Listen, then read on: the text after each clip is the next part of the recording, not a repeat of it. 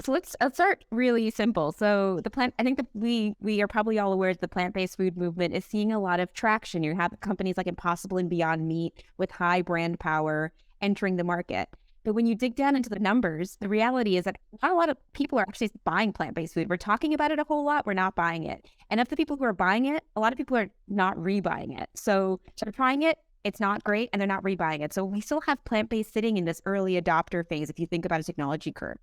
And so Motif's whole reason for existence is to create craveable plant-based food.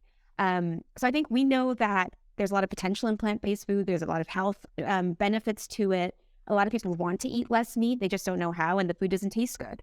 And so Motif is an ingredient company. We're a B2B company, and our whole mission is to find technologies that really dramatically improve the taste and texture of plant-based foods.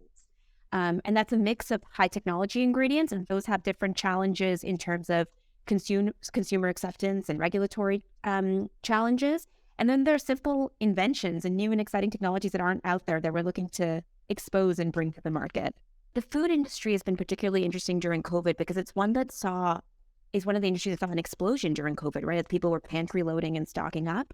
And we were watching those numbers closely, like on an almost weekly basis to see what people were buying.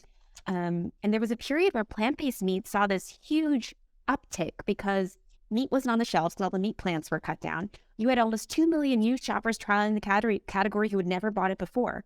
And so for our business, what changed in terms of strategy was really, how do we tap into those opportunities? How do we grab the people who've entered this market and keep them there?